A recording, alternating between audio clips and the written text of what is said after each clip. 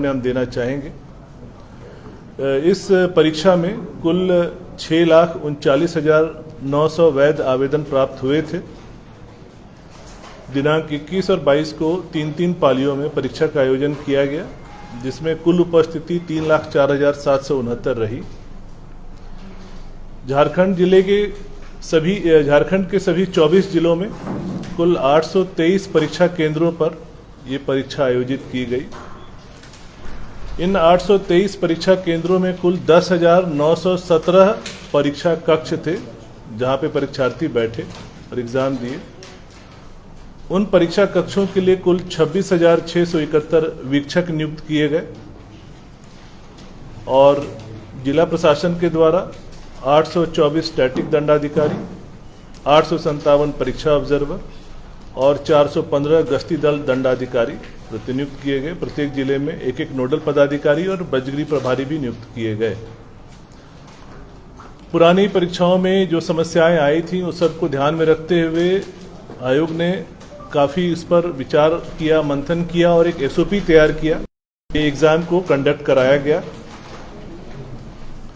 आप सभी को बता दें कि जो प्रश्न पत्र प्राप्त हुए थे, प्रश्न पत्र कई चरणों में सील किए गए थे।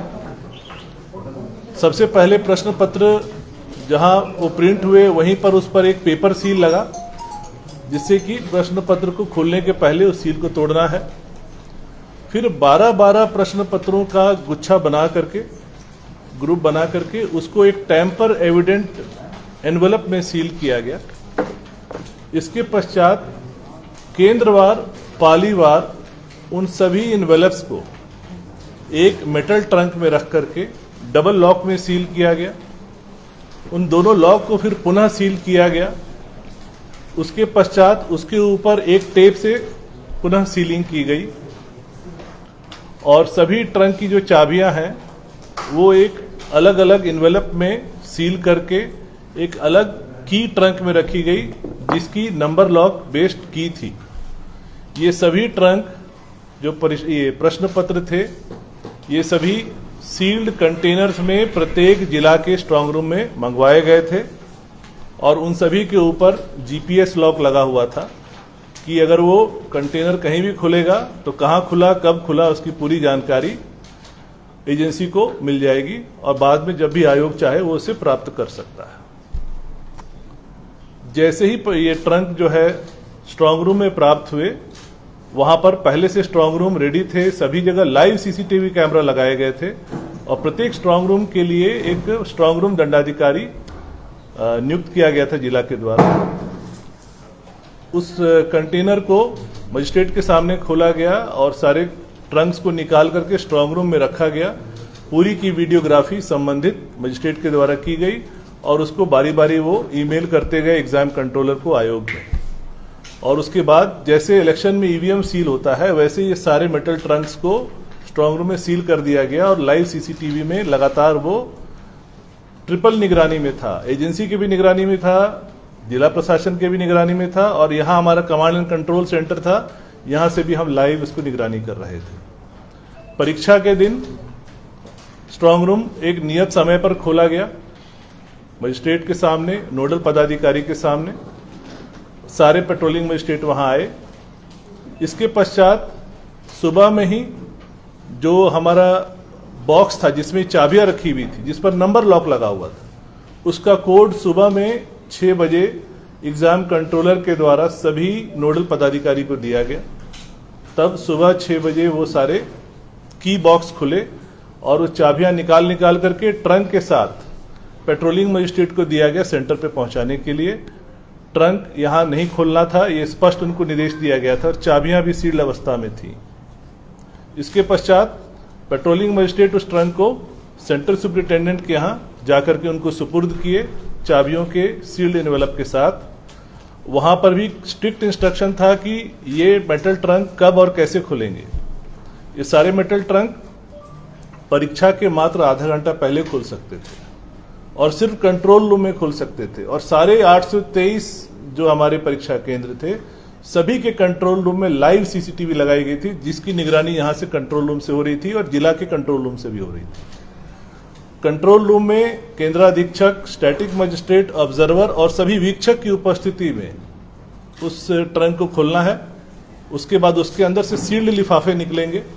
सील्ड लिफाफे सभी वीक्षकों को उनके क्लासरूम वाइज कक्षवार उनको दिया जाएगा और वो स्वयं उसको लेकर जाएंगे। किसी भी प्यून को अलाउड नहीं किया गया था। और परीक्षा केंद्र में सेंट्रल सुपरिटेंडेंट, ऑब्जर्वर और स्टैटिक मजिस्ट्रेट के अलावा किसी को भी मोबाइल ले जाने की अनुमति नहीं थी। परीक्षा केंद्र के प्रत्येक कमरे में, कॉरिडोर में और मेन गेट पे सीसीटीवी लगाए गए थे और जैमर्स लगाए गए थे। कुल सीसीटीवी की संख्या 15,236 सीसीटीवी कैमरे लगाए गए थे और 9,217 जैमर लगाए गए थे। इसके पश्चात वीक्षक जब वो sealed envelope, tamper evident sealed envelope अपने कक्ष में ले जाते हैं, वहां पर 5 उम्मीदवारों की उपस्थिति में उनसे साइन करा के उनके सामने वो इन्वेलप खोला जाएगा और उसके बाद वो प्रश्न पत्र, वहां पर एक सीरीज है, क्रम है, उसके अनुसार उसको बांटा जाएगा। ये उनको निर्देश था, उसके अनुसार ये कार्य किए।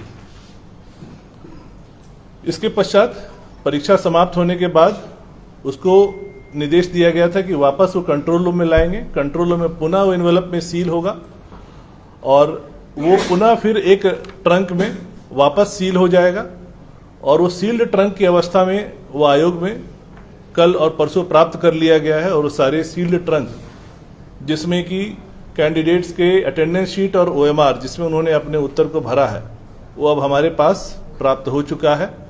कल से उसको स्कैनर लगा करके हम लोग सीसीटीवी की निगरानी में और मजिस्ट्रेट की निगरानी में उसका इवैल्यूएशन की कार्रवाई शुरू करेंगे। ये थी परीक्षा के बारे में एक ब्रीफ। इसके अतिरिक्त बता दें कि परीक्षा का जो चैलेंज आप समझ सकते हैं कि 6,39,900 वैध कैंडिडेट थे। तो प्रश्न पत्र जो छपे हैं उसकी संख्या का आप अनुमान लगा सकते हैं, गुना 3, क्योंकि 3 पालियों में प्रश्न पत्र दिए गए थे। कुल 20 लाख प्रश्न पत्र छपे थे और प्रत्येक प्रश्न पत्र में 10 पन्ने थे। कुल 2 करोड़ पन्नों की छपाई हुई थी और ये पूरा सिक्योरिटी प्रेस में एक सीमित अवधि में किया गया है। और कहाँ हुआ, किसने किया, ये पूरा सीक्रेट है। इसके अतिरिक्त कुछ भ्रांतियां हैं जो बच्चों के द्वारा आयोग के समक्ष लाई गई। जैसे एक शिकायत आई, कुछ बच्चों ने कहा कि जो ओएमआर में जो एक सीरियल नंबर प्रिंट होता है और क्वेश्चन बुकलेट में एक सीरियल नंबर प्रिंट होता है, वो मैच नहीं कर रहा है, इसलिए उन्हें शंका था कि कुछ गड़बड़ी है, वो एग्जाम नहीं देना चाहते हैं। तो उन सबको स्पष्ट किया गया कि ओएमआर पे जो सीरियल नंबर होता है और बुकलेट पे जो सीरियल नंबर होता है, वो सीरियल नंबर हम लोग इसलिए प्रिंट करते हैं ताकि हमें पूरे प्रिंटेड मटेरियल का लॉग ट्रेल हमारे पास हो, एक ऑडिट पर्पस के लिए, कि किस सीरियल नंबर से किस सीरियल नंबर ओएमआर किस जिले के किस सेंटर के किस कक्षा में गया है, या किस सीरियल नंबर का बुकलेट किस जिले के किस सेंटर के किस कक्षा में गया। ये हमारे ऑडिट ट्रेल के लिए है। पर इन दोनों का मिलान होने का कोई ऐसी आवश्यकता नहीं, उससे उनके इवैल्यूएशन पे कोई फर्क नहीं पड़ता है। ये हमारी जानकारी के लिए, हमारे इंटेलिजेंस के लिए कि कल को कोई कदाचार होगा तो हम अपने लॉग ट्रेल से मिला लेंगे कि इसमें कोई गड़बड़ी हुई है। उसका आपस में मिलना कोई आवश्यक नहीं है। उसके लिए उनको कोई डरने और संदेह की बात नहीं है। उन्होंने अपने ओएमआर में जो रोल नंबर, जो बुकलेट संख्या, जो सीरीज डाली है, जो सब्जेक्ट कोड डाला है, उसी के अनुसार इवैल्यूएशन होगा।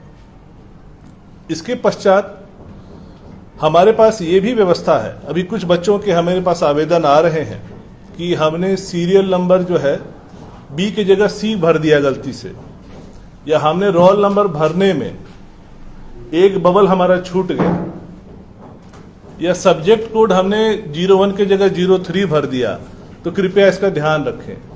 तो ये मैं आप सबको आश्वस्त करना चाहता हूं और उन बच्चों को आश्वस्त करना चाहता हूं कि इस बार जब हम लोगों ने प्रिंटिंग कराई, प्रत्येक प्रश्न पत्र की डिजिटल कोडिंग की गई है। ये पहली बार आयोग में हुआ है। हर प्रश्न पत्र पर एक क्यूआर कोड है। उस प्रश्न पत्र को हम ट्रेल कर सकते हैं कि ये किस सेंटर पे गया था और किस बच्चे ने लिखा है, और ये सारा डेटा हमारे पास है।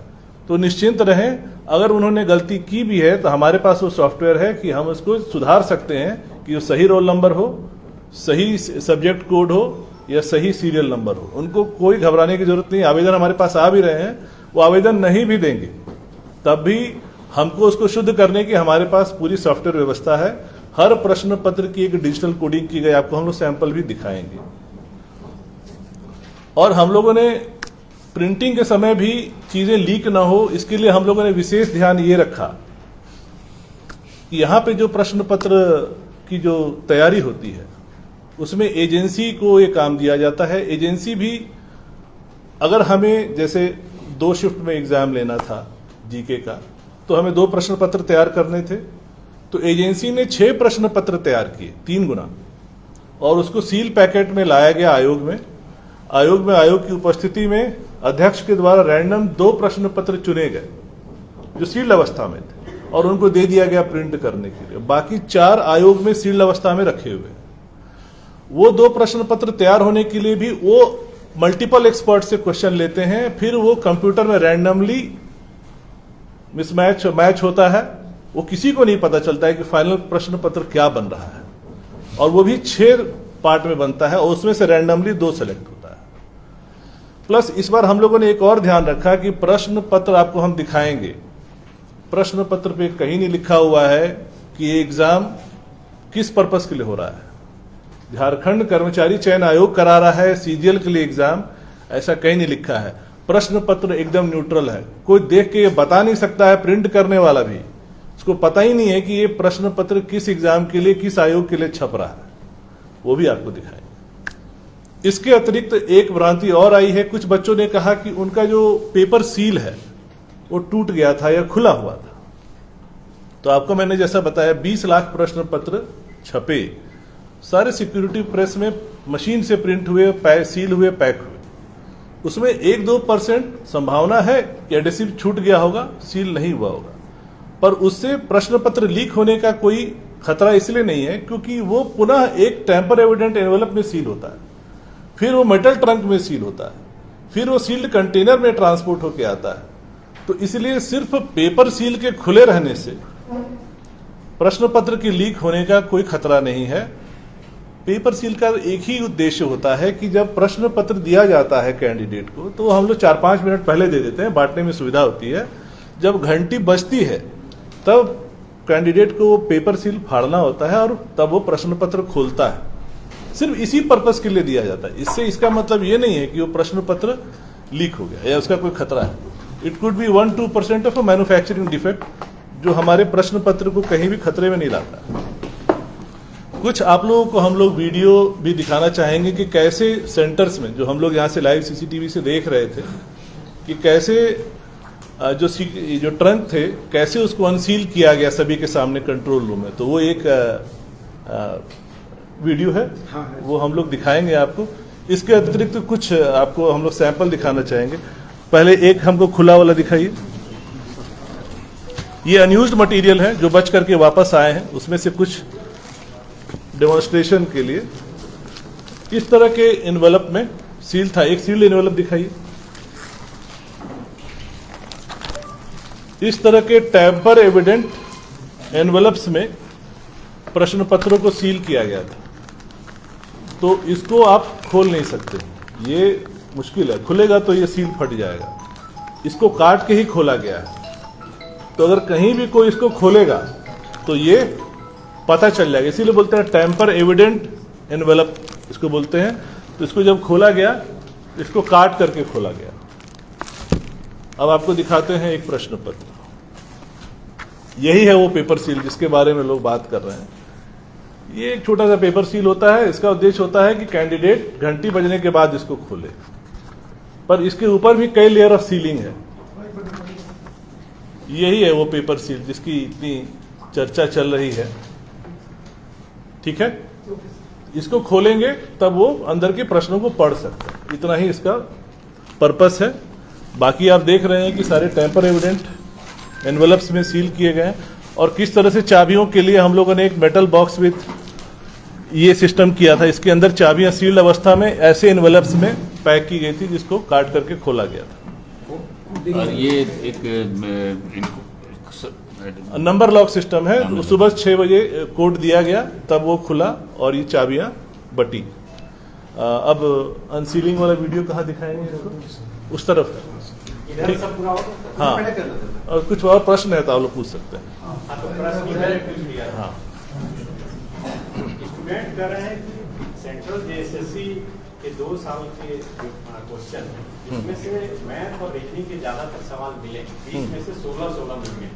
आपका जो आयोग का जो एक्सप्रेशन ऑफ इंटरेस्ट है उसमें है कि अगर किसी भी परीक्षा से प्रश्न पत्र मिल जाते हैं तो वो पेपर कैंसिल हो जाएगा, और आयोग ने पहले ऐसा किया नहीं।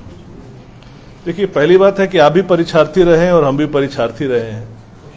हमेशा ये संभावना रहती है कि इस साल के प्रश्न पत्र में पिछले सालों के कई प्रश्न पत्र आएंगे। हमने 10th बोर्ड एग्जाम भी दिया है, जेई भी दिया है, यूपीएससी भी दिया है। क्योंकि क्वेश्चंस की संख्या सीमित है और कई एग्जाम्स होते हैं, तो लोग उन्हीं क्वेश्चनों को चलाते हैं। रैंडमली कभी भी रिपीट हो सकता है। और आपको जैसा मैंने बताया कि प्रश्न पत्र पूरी रैंडम व्यवस्था से किए गए। इत्तेफाक हो सकता है कुछ क्वेश्चन रिपीट हो गए, पर इससे क्या लीक होने का प्रमाण मिलता है? मेरा प्रश्न आपसे ये है। नहीं, मेरा जवाब ये है, क्या ये सेटिंग का एक प्रावधान नहीं हो सकता? तो ये तो आशंका है। आशंका पर तो हमको प्रमाण दीजिएगा तो हम जांच करेंगे, लेकिन रैंडमली रिपीट होने की संभावना रहती है। 32 मिल जाना ये तो रैंडम है। अगर 21 तारीख का प्रश्न पत्र देखिए, वो भी रैंडमली सेलेक्ट किया गया, उसमें नहीं मिला। हमारे पास 4 प्रश्न पत्र सील अवस्था में और है, उनको देखेंगे, हो सकता है नहीं मिलेगा। तो रैंडमली सेलेक्ट किया गया है। कोई रिपीट हो सकता है, कोई रिपीट नहीं हो सकता। सर, जब हमने ग्राउंड रिपोर्टिंग करी तो स्टेशन पे जब बच्चे से हमने बात किया तो उसने कहा कि एग्जाम में दाखिल होने के ठीक पहले यानी 6:43 पे उसके पास मैसेज आता है और कहता है कि क्वेश्चन नंबर फलाना फलाना कि अगर आंसर ये होगा, 3 क्वेश्चन लगातार उसने एविडेंस में दिखाया कि अगर इस तरह के होंगे और अगर टैली होता है तो क्वेश्चन सेटिंग हो चुकी है, कुछ ना कुछ भीतर से कुछ ना कुछ। तो हमें प्रमाण दिया जाए, हम लोग जांच करने के लिए तैयार है। हमारे पास कोई प्रमाण लेकर के आएगा, निश्चित रूप से आयोग इसकी जांच करेगा। बापू वाटिका में प्रेस कॉन्फ्रेंस बुलाई गई थी, वहाँ पे सबूत उन लोगों ने रखे, उन छात्रों ने रखे। नहीं तो आयोग के समक्ष लाए ना, हम तो स्वागत करते हैं।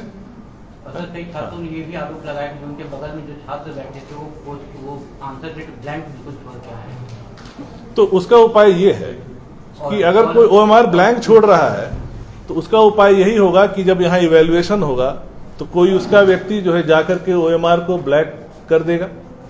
ये हो सकता है। अभी तो पूरा सील्ड एनवेलप और ट्रंक में आया हुआ है, सब यहीं पे रखा हुआ है, सब सील्ड है। तो आपको ये बता दें कि जो हमारी स्कैनिंग होगी, स्कैनिंग के लिए सीसीटीवी कैमरे लगाए गए हैं। एजेंसी तो जो करेगी ही करेगी, हमारा एक एक मजिस्ट्रेट हर स्कैनर पे रहेगा और वो एक पर्टिकुलर कमरे में होगा जिसके बाहर हमारे सिक्योरिटी गार्ड ये चेक करेंगे कि कोई भी व्यक्ति मोबाइल या कलम या पेंसिल अंदर लेके नहीं जा रहा है।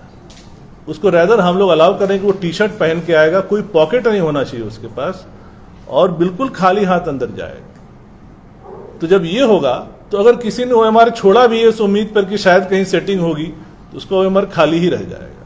क्वेश्चन पेपर अगर सील्ड नहीं रहता है तो अभ्यर्थी जो आरोप लगा रहे हैं उनका क्वेश्चन पेपर सील नहीं था, तो ये भी तो एक खतरा है पेपर लीक अगर हो सकता है। वही तो मैं आपको समझा रहे थे कि वो उसका सील होने का खतरा नहीं है, वो एक मैन्युफैक्चरिंग डिफेक्ट है। जब आप 20 लाख प्रश्न पत्र छाप रहे हैं तो 1-2% में हो सकता है कि एडेसिव ठीक से नहीं लगा हो, खुला रह गया हो, लेकिन उससे लीक होने का खतरा कैसे? वो तो हमारे सील्ड एनवेलप में है, सील्ड ट्रंक में है।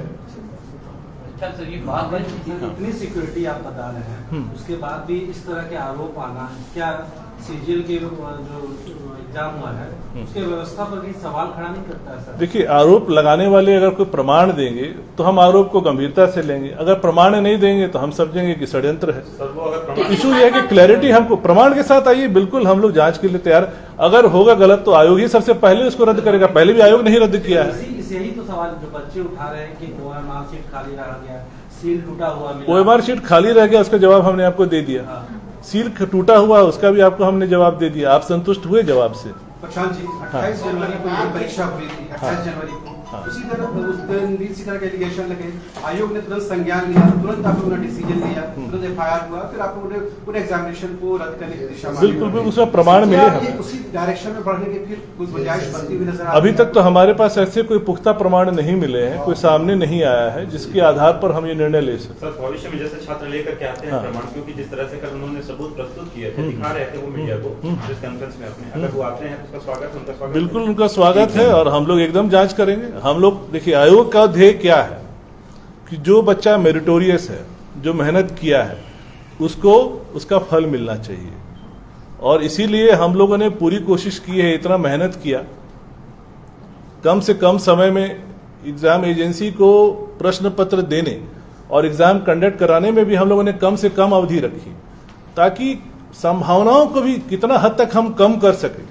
हर तरफ से हम लोगों ने कोशिश किया कि कहीं लीक ना हो, लेकिन इसके बावजूद भी अगर कोई लीक का प्रमाण लेके आता है और जांच में वो सही पाया जाता है तो निश्चित रूप से हम लोग अग्रतर कार्रवाई करेंगे इस पर। अच्छा, परीक्षा के दौरान इंटरनेट सेवा बाधित रही, आसानी हुआ परीक्षा लेने में आप लोगों को, कुछ फायदा आप लोगों को नजर आया? देखिए, इंटरनेट के विषय जो है अभी चूंकि हाईकोर्ट में सब जुडिस है तो इस पर मेरा कोई भी कमेंट करना अभी उचित नहीं होगा, लेकिन आपको ये जरूर बता दें कि हाल ही में 15 सितंबर को आसाम में भी तृतीय वर्ग की परीक्षा हुई थी और वहां आसाम गवर्नमेंट ने भी मोबाइल इंटरनेट बंद किया और उनको इसका फायदा मिला, इसीलिए हम लोगों ने ये प्रयास किया। इसके आगे हम कुछ नहीं बोलेंगे क्योंकि मामला सब जुडिस है। कथित तौर पर लीक की बात है, तब तक क्या इवैल्यूएशन को होल्ड में रखेंगे या आपका प्रोसेस कंटिन्यू करेगा? देखिए, कथित तौर पे नहीं, अगर हमारे पास कोई पुख्ता सबूत लेके आएगा और जांच में हमें लगेगा कि प्राइमा फेसी कोई इशू है तब निश्चित रूप से हम होल्ड पे रखेंगे, लेकिन आशंकाओं, अनुमान के आधार पर कोई निर्णय नहीं हो सकता है। स्टूडेंट्स और और किस टीचर एजेंसी के द्वारा एग्जाम जो करवाए जा रहे हैं, किस एजेंसी के द्वारा करवाए? ये गोपनीय है, इसको नहीं बताया। उसी एजेंसी से हो रहा है, एग्जाम उसी एजेंसी के द्वारा पहले भी लिए? नहीं, ये भी हम आपको नहीं बताएंगे, हम कुछ नहीं बता सकते, ये पूरी गोपनीय विषय है। सर, एक सवाल है कि 3 लाख से ज्यादा बच्चे पार्टिसिपेट किए, आपने सर कहा कि षड्यंत्र भी हो सकता है, क्योंकि 3-3.5 लाख बच्चों में मोटा मोटी बहुत कम लोग इसमें आवाज उठा रहे। अगर गड़बड़ी होता तो 3.5 लाख भी बच्चे आवाज उठा सकते हैं। तो क्या आपको ये लगता है सर कि ये कुछ पॉलिटिकली भी हो सकता है? देखिए, मेरा इस पर कुछ कमेंट करना उचित नहीं रहेगा, बाकी आप समझदार हैं जी। मेरा हम आयोग का ही पक्ष है। 2016 के बाद सर ये परीक्षा 8 वर्षों से प्रयास हो रहा था और हम लोगों ने इस बार पूरा प्रयास किया कि इस बार हम लोग सफल हो जाए और अभी तक तो उम्मीद है कि हम लोग सफलता की ओर बढ़ रहे हैं। एक और प्रश्न है सर, एक सवाल भी है। पेपर लीक से हटकर ये सवाल है। हाँ। जो पेपर 3 है जीएस का पेपर, उसमें ऐसा स्टूडेंटों का आरोप है जिन्होंने परीक्षा लिखा, वे कह रहे हैं कि जो सेंट्रल सीजीएल का जो मैथमेटिक्स का पूरा पोर्शन है वो सेंट्रल सीजीएल का पूरा पूछा नहीं, हमने जवाब दे दिया। देखिए, आप भी परीक्षार्थी रहे, हम भी परीक्षार्थी रहे, जब हम आईटी की तैयारी करते थे और मैं आईटी क्लियर भी किया, टफनेस पे सवाल था। तो हम 10 साल के पिछले क्वेश्चन पेपर्स को क्यों बनाते थे? ताकि कुछ उसमें से लड़ेगा। ये तो होता ही है, सवाल तो एक सीमा है ना, इन्फिनिट नहीं है, डेफिनेट नंबर ऑफ क्वेश्चंस हैं, लेकिन और इतने एग्जाम्स हो रहे हैं। वो तो जेएसएससी सीजीएल के सिलेबस और जो पुराने सवाल है उसके आधार पर तैयारी कर रहे हैं। हाँ। स्टूडेंटों का ये कहना है कि सेंट्रल सीजीएल के दो क्वेश्चन कर दिया गया, इसका मतलब ये टफनेस। तृतीय वर्ग के जो परीक्षाएं होती हैं सभी राज्यों में होती हैं और सेंट्रल गवर्नमेंट की भी होती हैं। प्रत्येक वर्ष ऐसी करीब 30-35 परीक्षाएं होती हैं, तो आप समझ सकते हैं कि इस देश में कितनी परीक्षाएं हो रही हैं। तो कहीं भी रिपीट होने की संभावना हमेशा रहती है, इत्तेफाक है, हम मान रहे हैं। लेकिन सीरियल बाय सीरियल भी हुआ है, वो तो रैंडम कंप्यूटर सेलेक्ट करता है, कुछ कॉमन भी हो सकता है। 21 तारीख को तो नहीं हुआ, 22 तारीख को हुआ, और भी हमारे पास 4 सील्ड है, अगर जरूरत पड़ेगा तो हम इसको खोल के चेक कर लेंगे कि उसमें भी रिपीट है कि परीक्षा नहीं। हुई थी सीजीएल वाला, उसमें हाँ। क्या आयोग के किसी कर्मचारी पर भी कोई डाउट है आपको कि उस रैकेट में हो सकता है शामिल रहा हो? देखिए, उस पर तो एफआईआर दर्ज है, एसआईटी गठित है, एसआईटी जांच कर रही है, तो उस पर मेरा कुछ भी अभी बोलना उचित नहीं रहेगा। एसआईटी के अभी अनुसंधान के अंतर्गत है। एसआईटी जब न्यायालय में जाएगी, चार्जशीट दाखिल करेगी, आप सभी के सामने होगा। लेकिन सर, झारखंड में ऐसा क्यों होता है कि कोई भी एग्जाम हो फेयर नहीं दिखता है, सवाल उठ ही जाता है? यही तो इसीलिए तो हम लोगों ने इतनी मेहनत की ताकि इस परसेप्शन को बदल सकें। बाकी एग्जाम लीक तो नीट का भी हुआ, यूपी में 2 पुलिस सर्विस के एग्जाम हाल ही में दोनों में लीक हुआ। इतनी बड़ी चैलेंज हो गया, इतना बड़ा समस्या है कि आसाम गवर्नमेंट ने हाल ही में 15 सितंबर को जो एग्जाम लिया उसमें उन्होंने मोबाइल इंटरनेट तक बंद किया, उसी से हम लोग को भी प्रेरणा मिली। आंसर की कब जारी करेंगे? आंसर की हमको लगता है जल्द ही जारी हो जाएगा। हमको लगता है 1 से 2 दिन, कितना टाइम लगेगा एग्जाम कंट्रोलर बताएंगे। कल तक आपको आंसर की जारी हो जाए। प्रशांत सर, आपकी निष्ठा पर कोई सवाल नहीं, लेकिन एक मीडिया से इतनी दूरी आयु की क्यों रहती है? हम लोग तरस जाते हैं आपसे इतिहास में पहली बार उसके मेंबर से मिलने के लिए। क्या आप पर पूरा विश्वास है? क्या ये दूरी खत्म करेंगे? बिल्कुल दूरी खत्म हो रही है। आज तो हम लोग बैठे हैं सामने। ये सीजीएल लेवल का एग्जाम भी तो इतने समय बाद हुआ है, 8 साल बाद। नहीं मतलब एक अटेम्प्ट हम लोग ले चुके, उस समय सफल नहीं हो पाए। अब इस समय हम लोग कोशिश कर रहे हैं। देखिए इस पर हम कैसे कर सकते, चुनाव कब होगा ये मुझे नहीं पता। हम अपना प्रयास कर रहे हैं। लेकिन आपको ये बता दें कि मेरी सारी तैयारी हो चुकी है स्कैनिंग करने के लिए। पहले ये जो सीक्रेट मटेरियल होता था कैसे आता था आपको बता दें। पहले वो डिस्ट्रिक्ट स्ट्रांग रूम में जाता था, फिर वो रांची के स्ट्रांग रूम में जाता था, वहां पड़ा रहता था, फिर वो एजेंसी ले जाती थी, फिर स्कैन करती थी। हम लोग हर कदम पे एसओपी में ध्यान रखे हैं कि कहीं से भी कोई गुंजाइश नहीं छोड़े, क्योंकि हमारा जो वीकेस्ट लिंक होगा वो जो माफिया है वहीं अटैक करेगा। इसलिए कहीं कोई वीक लिंक हम लोग नहीं छोड़ रहे हैं। सारे प्रश्न जो OMR शीट है वो सारी सील्ड अवस्था में लाए गए हैं ट्रंक में, और ये ऊपर अभी हमारे इसी कार्यालय के ऊपर तीसरे तल पे रखे हुए हैं। और परसों से उसकी स्कैनिंग हम लोग शुरू करेंगे, और स्कैनिंग भी हम लोग लिमिटेड टाइम के लिए कर रहे हैं। ये नहीं कि दिन रात हो रहा है अंधाधुंध। एकदम टाइम सेट करके मजिस्ट्रेट लगा के CCTV कैमरा की निगरानी में, ताकि एक भी OMR पे कोई गड़बड़ी होने की संभावना नहीं हो। सर आपको सीजीएल परीक्षा की बधाई, लेकिन कई अन्य विभागों ने वैकेंसी भेज रखा है, क्यों चुपचाप है आप? नगर पालिका का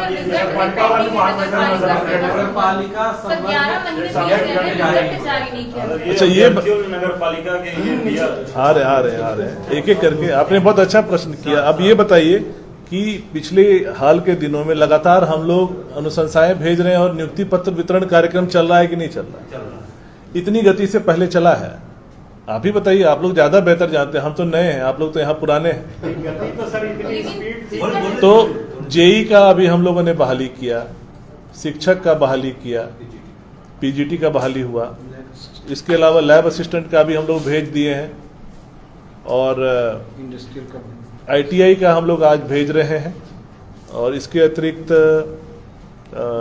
फिर हमको लगता है 27 तारीख ये MBI का हम लोगों ने कर दिया। इंडस्ट्रियल का जल्दी ही, इंडस्ट्रियल का तो आज ही भेज देंगे। और जो म्युनिसिपल वाला बस वही एक बचा, बाकी तो सारा बैकलॉग हम लोगों ने क्लियर कर दिया। हाल तो सर बोल रहा है कि सारे एग्जाम विवादों में क्यों चला जा रहा है? कहीं कोर्ट में फंस जाता है तो सर रिजल्ट हम तो प्रयास कर सकते हैं, विवाद में क्यों जाता है वो मेरे नियंत्रण में नहीं है। हम लोग सर अभी कुछ स्टूडेंट और टीचर के डेलीगेशन गवर्नर से मिले हैं, 5 पॉइंट नहीं, आप प्रमाण की बात कर रहे हैं। वो बता रहे हैं कि एक वीडियो एग्जाम शुरू होने से पहले 22 सितंबर का वायरल हो रहा है, जिसमें एक लड़का बैठकर आंसर पढ़ रहा था, और वही 20 आंसर के क्वेश्चन जो है एग्जाम में आए। बिल्कुल वो आए, हमारे पास भी आ जाए लेकर के। उसमें सर वो वीडियो में वो लड़का दिख भी रहा है जो भाग रहा है। दूसरा प्रमाण ये कि एक और सेंटर पर एक स्टूडेंट बैठ के फोन से नोट कर रहा था, उसे फोन से कोई बता रहा था, जो लड़का सुना वो भी सामने है, तो ऐसे में पूछताछ हो सकती है। एक और पॉइंट है इसमें, ये हजारीबाग का एक सेंटर है, जांच करेंगे। हर सेंटर पे हमारे मजिस्ट्रेट थे, सेंटर सुपरिटेंडेंट थे, CCTV है, जांच हो जाएगी। क्योंकि हम लोगों ने इतने ऑडिट ट्रेल्स बना के रखे हैं कि कहीं कोई गड़बड़ी करेगा तो पकड़ में आ जाएगा। क्योंकि जो बच्चा आप बता रहे हैं कि अगर चोरी कर रहा है, उसके आंसर शीट को देखने से ही पता चल रहा है। देखिए ट्रेंड एनालिसिस से हम पता लगा लेंगे कि वो चोरी किया है या ईमानदारी से किया है ना। अगर चोरी किया होगा तो उसका एक एक सारा आंसर मिल रहा होगा, अगर वो ईमानदारी से किया होगा तो उसमें रैंडमनेस दिखेगा। वो तो ट्रेंड एनालिसिस करके हम निकाल लेंगे। आप हमको एग्जैक्ट उस बच्चे का जिस पर आरोप है उसका रोल नंबर दीजिए, हम लोग जांच कर लेंगे। सर अभी तक किसी भी अभ्यर्थी का कंप्लेन यहाँ पर नहीं आया है? अभी तक हमारे पास जो भी माहौल बनाया जा रहा है, राज्यपाल से भी मिल रहे हैं अभ्यर्थी, लेकिन आयोग के समक्ष नहीं आई। बिल्कुल अभी तक सवाल है कि आप प्रेस कॉन्फ्रेंस बुला रहे हैं, लेकिन अभी तक जो अभ्यर्थी इतने बड़े मात्रा में, वो भी हिम्मत नहीं कर पा रहे यहाँ तक आने की, इतने सबूत के साथ आ जाएंगे। जी अभ्यर्थी तो हमारे यहाँ आते रहते हैं। जैसे आज भी नगर पालिका सेवा वाले बच्चे आए थे कि हमारा एग्जाम जल्दी रिजल्ट निकाल दीजिए, तो हम लोगों ने आश्वस्त किए हैं कि एकदम एडवांस चरण में है, जल्दी ही अब उनका भी रिजल्ट निकलेगा। क्योंकि हमारे पास मानव संसाधन सीमित है, इतने सारे एग्जाम्स है, तो एक एक करके ही हम उसको निकाल सकते हैं। उनको भी आश्वस्त किया गया है कि उनका भी निकलेगा। इसके अलावा एक साल से तो हमारे संसाधन सीमित हैं, इतने सारे एग्जाम्स हैं, एक एक करके ही निकलेगा। सर पिछले दिनों टीचर्स रिजल्ट निकाला गया था शिक्षकों का, उसमें से एक अभ्यर्थी ऐसे थे जिन्हें मुख्यमंत्री के हाथ में नियुक्ति पत्र सौंपाया गया, तो दिव्यांग थे, और फिर बताया गया कि टंकन मिस्टेक से उनका रिजल्ट पब्लिश हो गया। क्या ऐसा मतलब ह्यूमन एरर पॉसिबल है? पॉसिबल तो है, लेकिन इसका हमको एग्जैक्ट जानकारी नहीं है। लेकिन देखिए एरर, ह्यूमन एरर तो पॉसिबल है, तो आप भी समझ रहे हैं, हम भी समझ रहे हैं। लेकिन सीएम के हाथ से अगर आप किसी को फर्स्ट अपॉइंटमेंट दिलवा रहे हैं, तो अपॉइंटमेंट लेटर बनेगा तो किसी का भी अपॉइंटमेंट लेटर जो है माननीय मुख्यमंत्री के ये कर कमलों से वितरण हो रहा है। एक जो सवाल है, आयोग में जो मैन पावर है, खुद आप सेटिस्फाइड है और हैंड होनी चाहिए आपको? देखिए इधर हाल में हम लोग को ठीक ठाक मैन पावर मिला है, मानना पड़ेगा। हम लोगों ने अनुरोध किया है और सरकार ने हम लोगों को इधर हाल ही में, हमको लगता है करीब 15-20 के आसपास काफी हम लोग को मैन पावर मिला है। लेकिन देखिए नया मैन पावर को सीखने में टाइम लगता है, आप समझ सकते हैं, ये बहुत टेक्निकल वर्क है। ये जो सामान्य सचिवालय में जब आप काम करते हैं तो इस काम से एकदम फाइल वर्क होता है। यहाँ तो टेक्निकल वर्क हमें ये देखना है कि जो चोरी करने वाला है, जो माफिया है, उससे कैसे हमें लोहा लेना है, ताकि उसको हम कोई वीक लिंक नहीं दें जहां से कि वो इस एग्जाम पर हावी हो सके, क्योंकि स्टेक्स आर वेरी हाई। अब तो YouTube में देखते ही होंगे, लोग तो चलाते हैं कि इतना रेट चल रहा है, इसका इतना रेट चल रहा है, उसका आप समझ सकते हैं मतलब कितना हाई स्टेक्स है इस एग्जाम में। कौन सा स्केल से कौन सा स्केल तक मतलब एग्जाम लेती है, या किस कैटेगरी से किस कैटेगरी एग्जाम लेता है? हम लोग तृतीय वर्ग और चतुर्थ वर्ग का एग्जाम यहाँ से होता है, और क्लास 2 का एग्जाम जो है जेपीएससी लेती है। सर 2016 का जो मेरिट लिस्ट आप लोगों ने निकाला है इसमें दिया हुआ है डायरेक्ट रिक्रूटमेंट, तो वो लोग का रिक्रूटमेंट किया जाएगा? ये तो स्पेसिफिक है, आपको अलग से सेक्रेटरी साहब पूरा डिटेल दे देंगे। हमको लगता है वीडियो